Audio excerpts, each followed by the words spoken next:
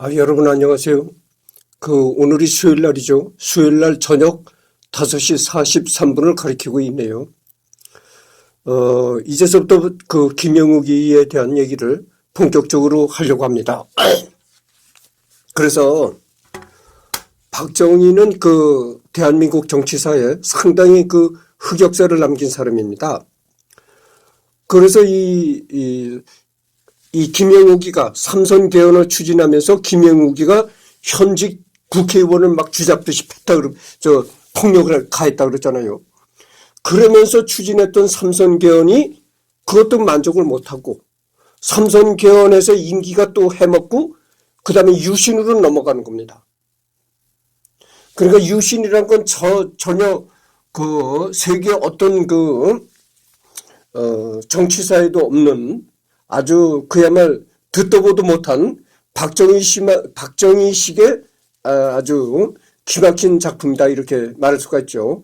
기막힌 작품인데 그게 또 어떻게 보면 세계 정치사에 있을 수가 없는 공산주의도 아니고 어떻게 보면 공산주의 비슷하면서도 공산주의도 아니고 자유주의도 아닌 유신이라는 독특한 어떤 정치제를 만든 것이 이 박정희다.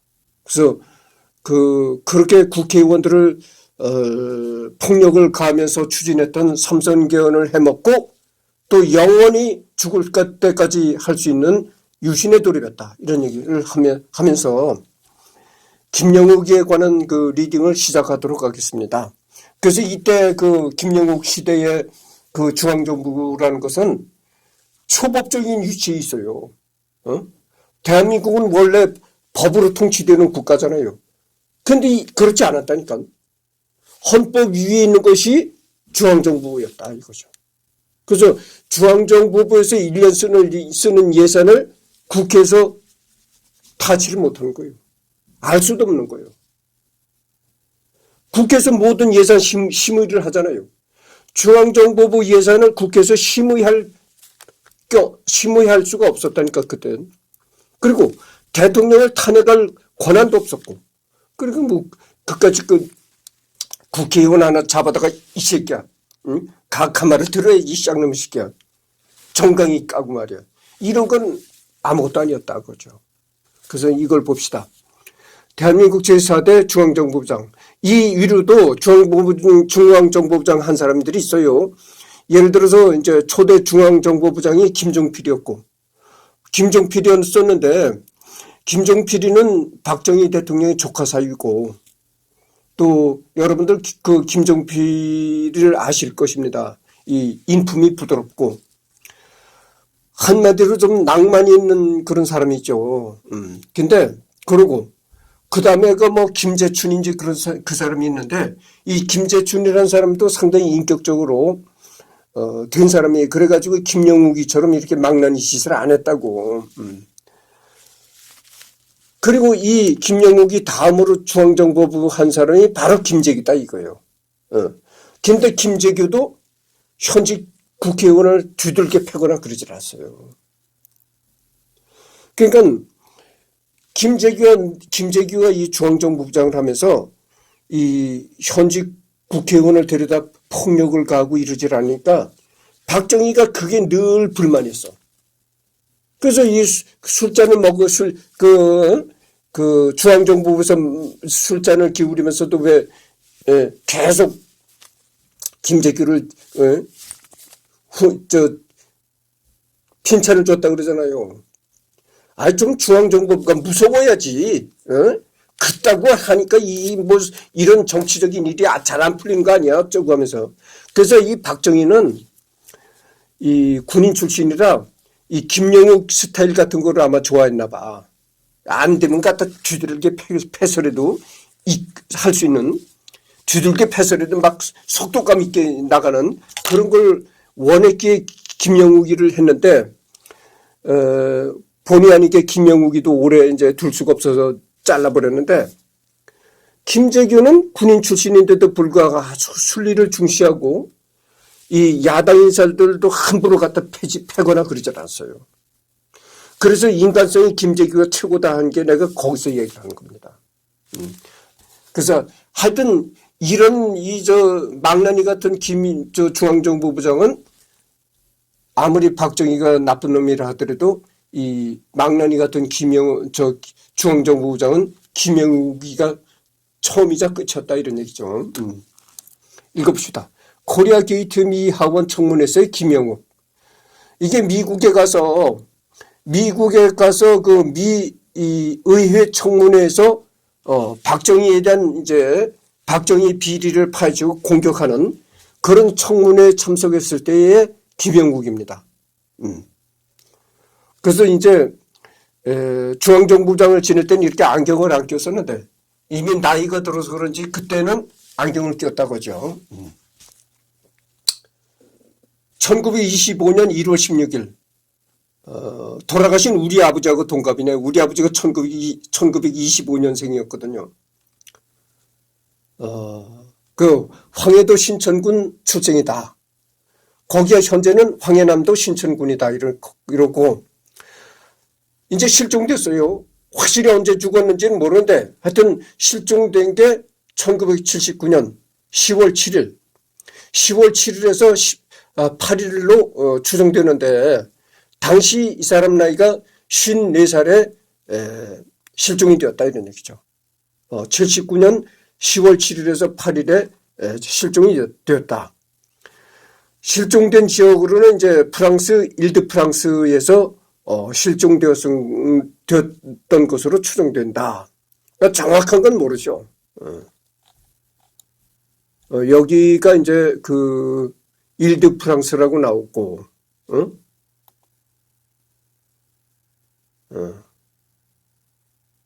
일드 프랑스라는 도시가 여기네요. 여기 이제 여기가 일드 프랑스라는 곳인데, 지역인데, 이 에펠탑이 파리의 상징이잖아요. 프랑스 파리의 상징인데, 멀리 이렇게 에펠탑이 보입니다. 하여튼 이 지역에서, 김영욱이가 실종되었다. 이런 얘기입니다.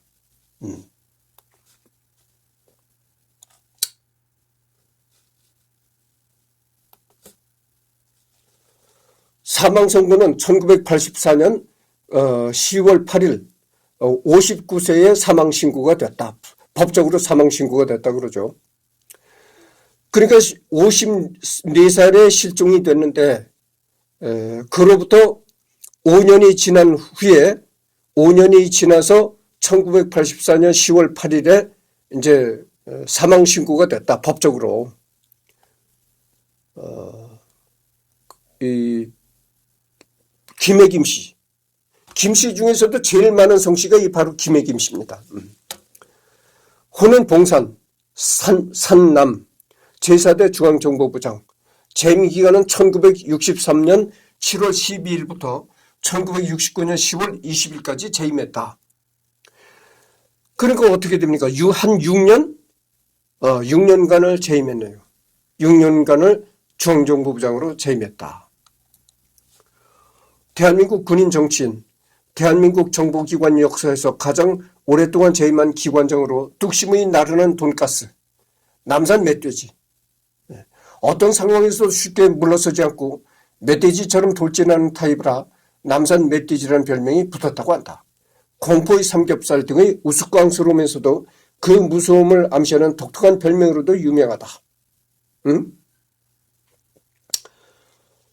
그러니까 여느 정보기관장과는 다르게 여느 중앙정보부장과는 달리 이 박정희 밑에서 가장 오래 재직한 중앙정보부장이었다 이런 얘기죠. 그러니까 내가 아까도 얘기했지만 여러 중앙정보부장이 걸쳐갔지만 다 박정희 입맛에는 다 잘 맞지 않았던 것 같아. 그런데 이 김영욱이가 박정희 입맛에는 아주 잘 맞아떨어졌다 이거죠. 그래서 이제 제일 장수한 중앙정보부장이었다 이겁니다. 수 틀리면 국회의원을 잡아다가 이 새끼야. 이 새끼 각 한 마디 들어야지 이 쌍놈 새끼야. 이랬던 게 그래서 일 처리를 하여튼 박정희가 원하는 대로 몰아갔던 거. 그래서 망난이긴 하지만 박정희 눈에 들었다 이런 얘기죠.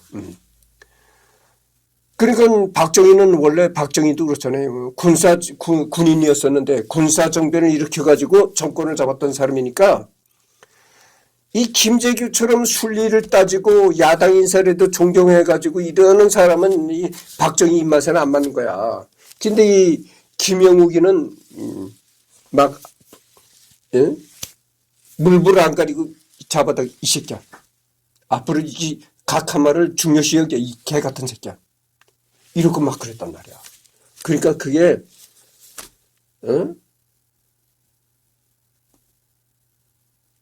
박정희로서는 뒤돌아서서 웃을 수밖에 없는 그런 신하였다 이거죠. 어쨌든 그러면서도 박정희가 원하는 바를 이렇게 추진시켜 나갔거든. 삼선개헌도 이게 추진시켰고 뭐 이렇게 하니까. 박정희의 장기 집권을 위해 수단과 방법을 가리지 않고 정치 공작을 벌였지만 후에 버림받고 미국으로 망명하는 신세가 된다. 이후 미국에서 박정희의 어두운 면을 까발리는 회고록을 집필하고 미 의회 청문회에 나가서 박정희에게 불리한 증언을 하는 등 반정부 활동에 앞장서기도 했다.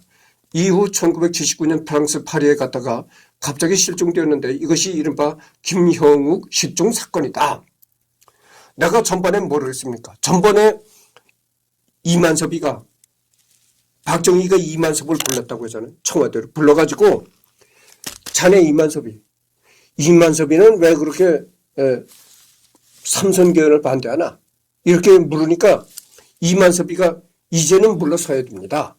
물러나야 됩니다. 아주 고집을 꺾지 않고 이만섭이가 아주 직선을 한 겁니다. 각하 앞에서도 뭐 둘러대지 않고 이렇게 각하 입맛에 맞게 이렇게 아부하지 않고 자기가 평소 생각한 대로 이만섭이 성격이 그랬어요. 키가 크고 삐쩍 말랐었는데 성격이 그랬었다. 이만섭이가. 박정희 앞에서도 그렇게 자기 할 말을 다 해버린 거야. 이젠 지금 진짜 물러나셔야 됩니다. 그러니까 그 말을 듣고 박정희가 아주 표정이 싹 굳어지더라는 거야. 그리고 나서 박정희가 아주 얘기를 하는데 조금 더 이 권력을 내려올 생각을 아예 안 하더라 이거요. 뭐 이거 설득이라든가 이게 전혀 통할 사람이 아니더라 이거지 박정희가. 그래서 할 수 없이 자기 뒤를 쳐겠다는 거예요. 그럼 좋습니다. 내가 찬성해 드리겠는데 이 삼선개헌이 끝나는 즉시 김영욱이를 쳐버리십시오. 그랬다고. 그래서 이제 삼선개헌이 끝났는데 삼선개헌을 하고 삼선개헌이 끝났는데 이 박정희가 이 김영욱이한테 전화를 한 거야. 그래서 전화벨이 따라 울려서 전화를 받으니까 김영욱이 오늘은 중앙정부로 출근하지 말고 청와대 내 집무실로 오쇼. 그러더래. 그래서 김영욱이가 야, 내가 각하를 위해서 국회의원을 잡아다가 막 매를 때리고 이러면서도 일을 추진시켰더니 야, 각하가 이제 삼선개헌까지 이루시고 나를 총리로 발탁시켜 주시려고 그러나 이렇게 생각했다는 거야. 그러면서 휘바람을 불고 눈물알라 이렇게 운전을 해서 갔다는구만 청와대로. 그러니까 여보시오. 나 박정희인데 김영욱이 오늘은 중앙정보부로 출근하지 말고 오늘은 청와대 내 집무실 와. 그러더라는 거예요. 그래서 야 대통령이 나한테 총리 자리 하나 주려고 그러나 이래 룰루랄라 해서 운전하고 왔는데 딱 집무실에 들어가니까 거두절미하고 임자 그동안 수고 많았어. 내 밑에서 여러 가지로 수고 많았어. 이제는 좀 쉬어야 되겠어. 그러니까 이제는 푹 쉬게. 그리고 나가봐. 딱 그 말하고 나가봐. 그러더라는 거예요. 그래서 그 말을 들으니까 이게 정신이 몽롱해지고 진짜 박정희 밑에서 평생 자기가 평생 자기도 박정희와 함께 호의호식하면서 살 줄 알았는데 이게 이렇게 되니까 하늘이 노래지고 여는 생각이 안 나는 거야. 앞이 캄캄해진 거야. 그래서 그냥 거기를 집무실을 문을 열고 나왔다는 거예요. 나왔는데 자기 살을 이게 그 당시 신민당의 김상현 의원이 얘기하는 걸 내가 들었어. 김상현 의원이 김영욱이 얘기를 들었다는 거예요. 어느 그 자리에서. 넓적다리를 자기 넓적다리를 꼬집어 봤다는 거야. 야, 이게 진짜 이게 생시냐? 너무 기쁜 일이 있어도 이 자기 넓적다리를 꼬집어 보고 너무 슬픈 일이 있어도 이 넓적다리를 꼬집어 보는 거야. 야, 이게 진짜 실제 있는 일이냐? 자기 넓적다리를 꼬집어 봤다는 거야. 그리고선 차에 올라서 야, 어떻게 참 정신을 차리면서 이렇게 해서 운전해서 자기 중앙정보부장 집무실에 들어가 봤더니 자기 책상이 벌써 싹 없어져 있더라는 겁니다. 그러니까 벌써 박정희가 중앙정보부 직원들을 시켜가지고 저기 중앙정보부장실에 그 김영욱이 책상 있지? 김영욱이 책상 빼버려. 이랬다는 거예요. 그리고 김영욱이한테 전화해가지고 임자 고생 많았어. 오늘은 중앙정보부로 출근하지 말고 청와대로 출근해. 그러던 거예요. 그래서 청와대로 출근하니까 대뜸 임자 그동안 수고 많았어. 이제는 좀 쉬어야 되겠지. 나가봐. 딱 그러더라고. 그 말을 듣고 그냥 정신없이 차를 몰고 중앙정보부에 와보니까 자기 책상이 이미 없어졌더라. 그런 겁니다. 이후 생사불명으로 처리되었다가 1984년 법원의 실종 선고를 받아 법적으로 사망 처리되었다. 만에 하나 생존 중이라면 99세로 생존 가능성이 1% 미만이다. 지금 살아있었다면은 이게 그 나무위키로 기록되어 있던 그때로 99세인데 지금 현재로 따져봤을 때는 102살? 뭐 하여튼 그렇게 될런지 그럽니다. 그래서 하여튼 울분에 차서 생활했어요. 그러니까 거기서 그 박정희한테 이렇게 잘렸다는 걸 해가지고 울분에 차서 생활하다가 대만의 대학의 연구로 하기 간다.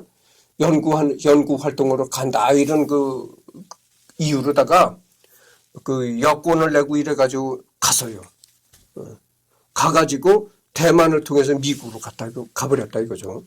그래서 미국에서 완전히 이제 망명을 해버렸다 이거죠.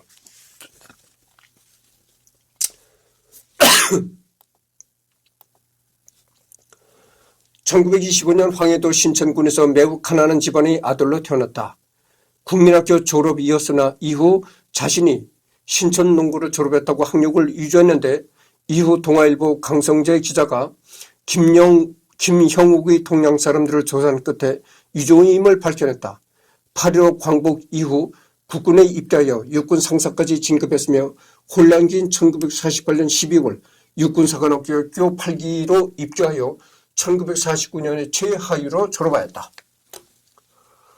사실 이 기수는 6.25 전쟁 당시 초급 장교였기 때문에 대다수가 전사했지만 김영욱은 9.41생으로 살아남았다. 뚜렷한 전공보다는 1951년 이후 동부전선 강원도에서 활약했다는데 주목할 정도였다. 이런 경험 때문에 회고록에서 나는 박정희보다 애국자이다를 강조했다. 제8대 중앙정보부장인 김재규도 한국전쟁 당시 전방에서 치열하게 싸웠다. 대표적으로 황간 전투에서 3사단 22연대 2대대장으로 참전한 바 있다. 당시 박정희는 남조선 노동당에 연루되어 숙군 과정에서 체포되어 무기징역을 선고받았지만 백선엽 등의 도움을 받아 형집행정지로 풀려난 후 정보국 문관으로 일하게 되었다. 그때 북한군의 동양 보고를 확인해 늦어도 6월에 남침한다는 보고서를 주도적으로 작성하고 상부에 제출하여 북한의 침략을 예측했고 6.25 전쟁이 터진 후에는 수원에서 합류하며 좌익 논란을 덮고 후에 장교로 복직했다. 이게 백선엽의 그때 당시 백선엽의 도움을 받아서 형 집행정지로 풀려났다 이러는데, 이게 김창룡이가 백선엽이한테 건의해서 이렇게 된 겁니다. 그래서 김창룡이가 특무대장이니까 김창룡이가 어떤 공산 좌익 활동 이런 거를 다 이렇게 정보를 수집하고 어떻게 돼서 어땠다 이런 걸 수집하고 백선엽이한테 보고를 하면 백선엽이가 그 보고서를 보고 김창룡이가 작성한 보고서를 보고 거의 다 예술을 할 수밖에 없는 거예요. 그렇잖아요. 아주 정말 예술을 할 수 없는 상황이다. 아주 그런 극소수 상황 빼놓고는 다 이 김창룡이가 올리는 그런 권위라는 거는 예술을 할 수밖에 없는 거예요. 그러니까 물론 백선엽이도 계급이 높았지만 그 밑에 이 김창룡이가 모든 거를 관할했다 이거죠. 특무대니까. 김영욱은 구사일생으로 살아남았다. 뚜렷한 전공보다는 1951년 이후 여기 했고, 전후 그러니까 유교가 끝난 후에 1954년에 대대장으로 진급하여 5년간 대대장으로 복무했는데 생계가 매우 어려워 자녀들의 학비를 벌기 위해 사병들을 동원하여 각종 장사를 하다가 걸려서 1958년 12월 1일 1958년 12월 일군 사령관 송효찬이 그를 구속하려 했으나 648기 동창인 육군 범죄수사대장 방자명의 도움으로 무마되었다. 송효찬.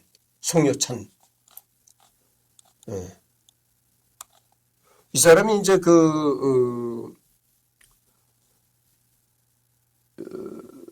그러니까 하여튼 이 사람도 이승만 대통령 시절의 육군 참모총장이었으네요.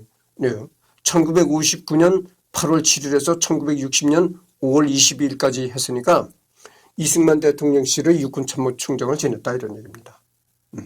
일단 유교가 끝난 다음에 이승만 대통령이 육군 참모총장을 지냈다.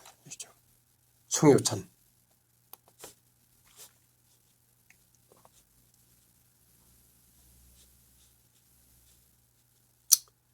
그래서 1958년 12월 일군 사령관 송효찬이 그를 구속하려 했으나 김영욱이를 구속하려고 했으나 648기 동창인 육군 범죄수사대장 방자명의 도움으로 무마되었다. 김영욱은 군 상층부는 부정부패 쥐들어 있으면서 자기가 자식들 공부시키려고 숯 좀 구워서 판 것으로 못살게 군다고 이를 갈았다고 전해진다.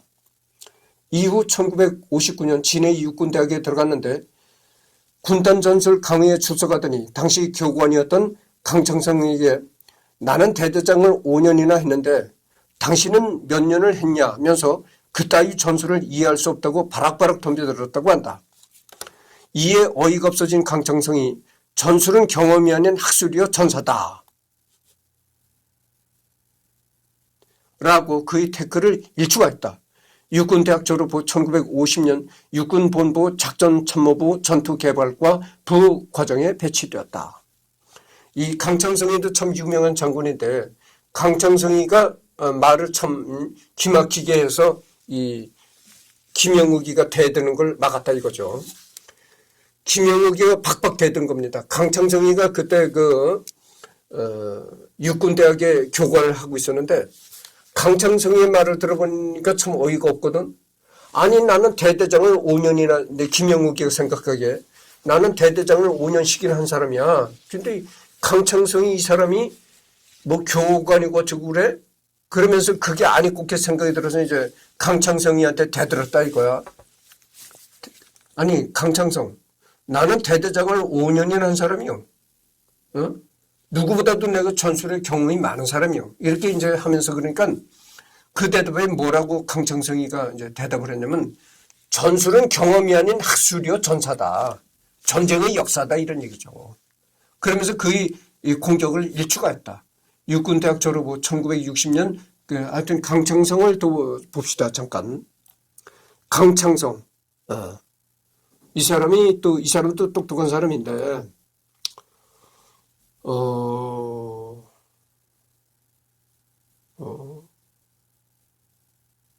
육군 부안사령관을 했던 사람이에요. 그러니까 이때가 하여튼 그러니까 이때가 박정희 시대네요. 박정희 시대에 육군 부안사령관을 지냈다. 78세 사망했고 진주강씨다 이런 얘기죠. 근데 내가 진주시라고 했잖아요. 그 진주강씨가 있습니다 또. 그래서 그 전에 어르신들이 뭐라고 했냐면 이런 말을 했어요. 진주강씨하고는 결혼을 못한다. 성은 다르지만 강씨와 이씨는 성은 다르지만 본이 같아서 그 진주 강씨와는 뭐 결혼 못한다 이런 얘기를 내가 들은 적이 있어요. 그게 뭐 사실인지 사실에 근거한 얘기인지 모르겠지만 하여튼 뭐 그런 얘기했어요. 그런 얘기를 내가 조상한테 들은 적이 있어요. 5.16 이후 1961년 중령으로 5.16 군사정변에 참가하였으며 36살의 나이로 국가재건 최고회의 최고위원이 된다. 이때 5.16 군사정변에 참여하게 된 것은 6.48기 동기이자 박정희 불의인이었던 김종필의 역량이었다고 봐야 한다. 김영욱의 권력 편입 초반 경력은 철저히 김종필과의 인연 덕분이다. 그러니까 김종필의 끈에 의해 가지고 이 김종필의 끈앞풀에 의해 가지고 이제 박정희의 그런 5.16에도 참여하게 되고 국가재건 최고회의에도 관여하게 되었다 이런 얘기죠. 5.16을 준비하는 과정에서 육군 사관학교 8기와 9기가 서로 명단을 교환할 때 9기 쪽에서 김영욱의 이름이 올라와 있는 것을 보고 저런 쓸모없는 돌대가리를 왜 포함시켰느냐고 불만을 토로했다는 유명한 일화도 있다.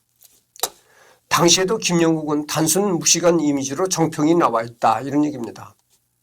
그러니까 국가재건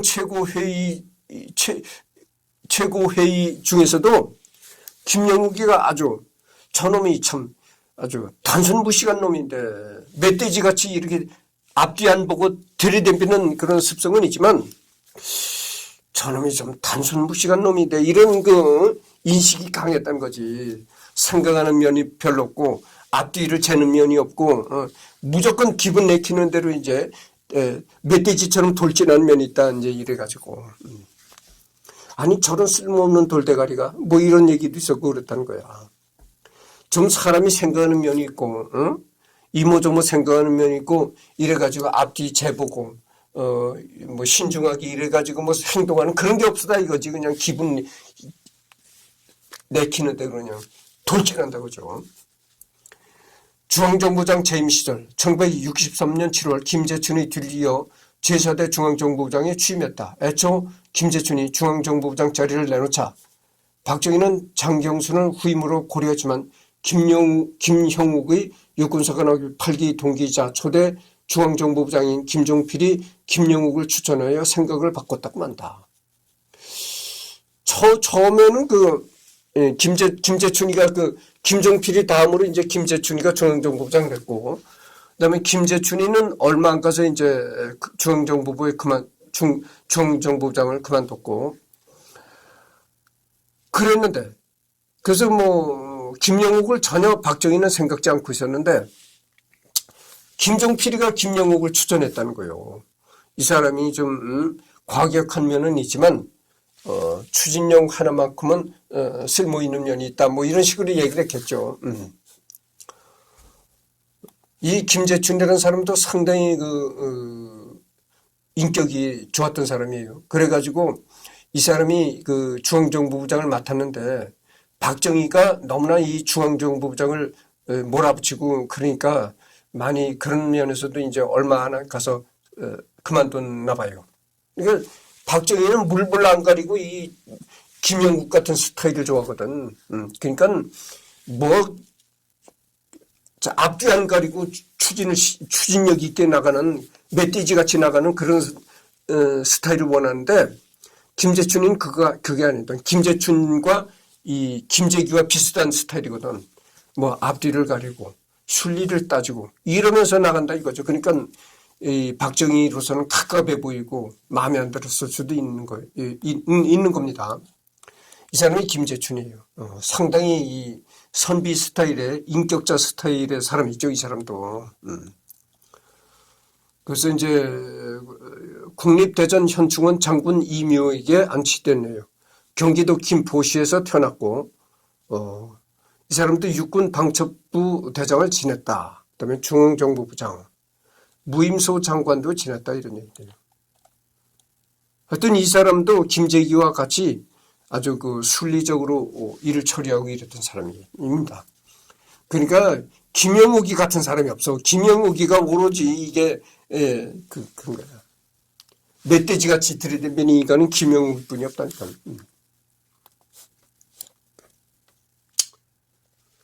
그러나 김영욱은 중앙정보부장 자리에 오르자 박정희 마음에 들기 위해 김종필을 온갖 음해와 모략으로 괴롭혔다.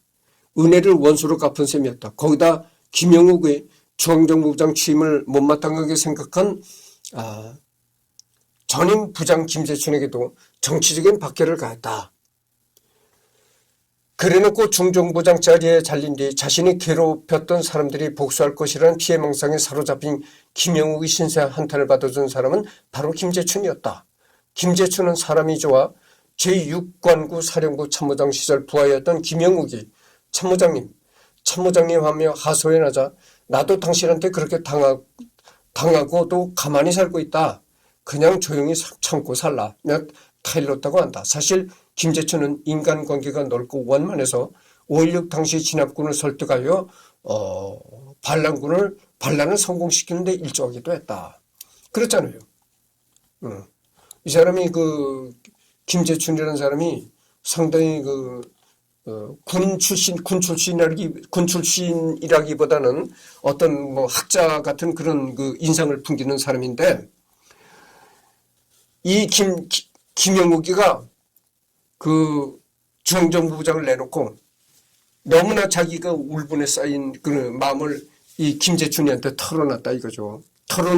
털어놓으니까 이 사람이 하는 얘기가 김영욱이 나도 이게 공직에 있을 때 상당히 그러니까 중앙정보부장을 하고 있을 때란 말이죠. 중앙정보부장 하고 있을 때 참 나도 견딜 수 있는 모욕을 많이 받았어. 욕도 많이 얻어먹고. 그러나 어쩔 수가 없는 일이요. 그러니까 참고 사는 수밖에 없어. 그러니까 당신도 참고 사시오. 이렇게 얘기를 했다는 거예요. 근데 김영욱이는 인내심이 부족해서 더 큰 일을 저질렀다가 이제 결국은 제 목숨에 제대로 살질 못하고 죽는 그런 불행한 일을 당한 거죠.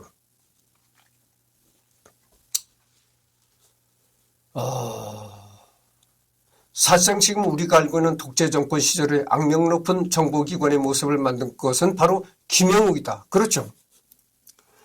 이 중앙정보부라고 하면 우리가 아주 나쁜 이미지를 갖잖아요. 그런 건 나쁜 이미지를 만든 것이 김영욱이다 이거죠. 예전에는 김종필이라든지 김재춘이라든지 그리고 이 김영욱이 다음으로 중앙정보부에서 한 김재규도 사람이 그렇게 순리를 따지고 이랬어요. 국회의원을 절대 데리다가 이 폭력을 가하고 그러지 않았단 말이죠. 그래서 이 중앙정보부 이미지가 나빠진 게 이 김영욱이 때문에 나빠진 거예요.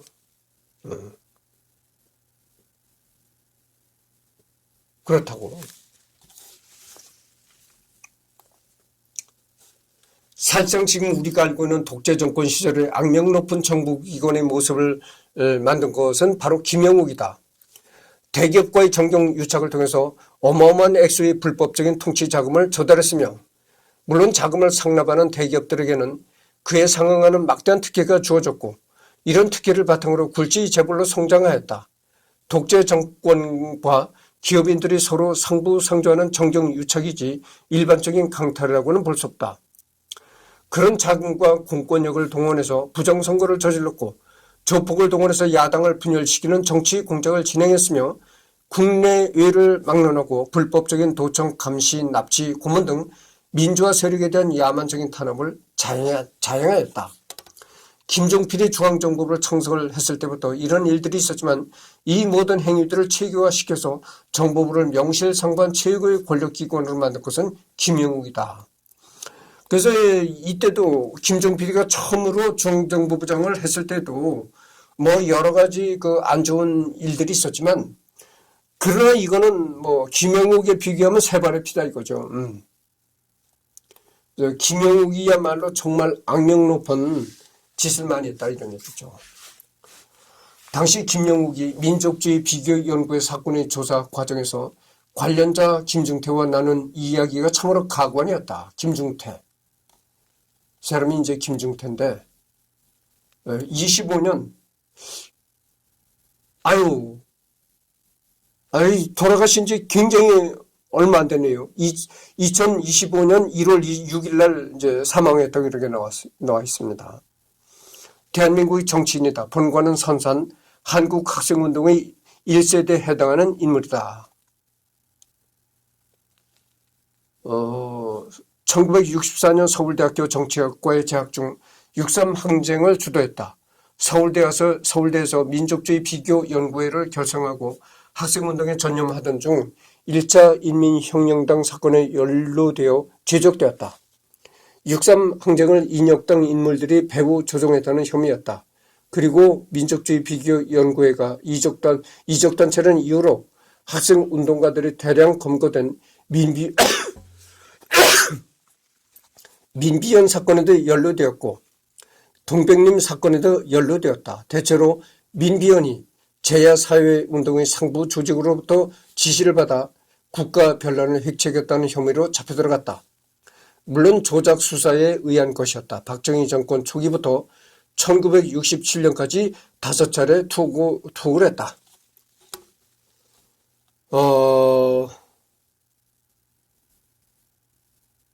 1967년 출소 후 당시 윤보선이 이끌던 신민당에 잠시 운영위원으로 몸담았다. 그러나 2차 민비연 사건이 터지고 동백림 사건과 엮이기 시작하면서 위기를 빠졌다. 그러나 당시 중앙정보부장 김영욱과 내무부 장관 엄민영이 미국으로 갈 것을 요구했고 이를 받아들여 일리노이 주립대학교에서 수학하고 뉴스쿨대학교 대학원 철학박사 과정을 수료했다. 이렇게 나와 있네요. 하여튼 깊이는 안 들어가겠습니다. 지금 하는 이 주제의 주인공이 아니니까. 김영욱, 자네가 그 악명 높은 김중태야? 경상도 사람이 왜 경상도 대통령을 반대하는 게냐? 김중태, 김부장, 당신도 이북 출신이면 얌전히 김일성이나 지지할 것이지 뭐하러 남쪽으로 내려왔어? 이제 서로 이제 말을 반박하는 거죠. 김영욱이가 당신도 경상도 사람이잖아. 근데 경상도 사람이 왜 경상도 대통령을 반대하느냐? 당신도 경상도 사람인데 경상도 사람인 박정희를 왜 비판하느냐? 이제 이런 얘기가 된 거지. 그러니까 김중태라는 사람이 김부장. 당신이 이북에서 내려온 사람이면은 얌전히 김일성이나 지지할 것이 뭐하러 남쪽으로 내려와서 이 김영욱이도 원래는 이북에서 태어났던 사람이거든. 이 말에 김영욱은 이내 안색이 붉어지던 물건을 집어던지고 김중태를 훔신 두들겨 패고는 휙 나가버렸다. 옆에 있던 중정 요원들이 뜯어말릴 정도로 분노했다고 한다. 남쪽으로 내려와 장교로 임관하여 6.25 전쟁에 참전했음을 자랑스럽게 여기던 김영욱에게 김일성이나 지지하라고 한 것은 그한테 상당한 모욕으로 여겨질 만했다고 옹호하는 경우도 있지만 그런 식으로 따지면 먼저 사리에 맞지 않은 논리로 억지 트집을 잡은 것은 김영욱이었고 김중태는 같은 논리로 되받아친 것이니 김영욱이 모욕감을 느꼈다 해도 자업자득이라 할 수 있다.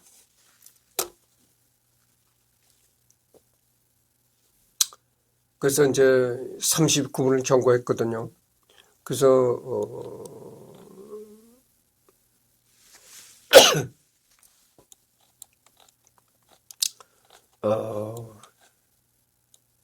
여러 가지 얘기가 나오는데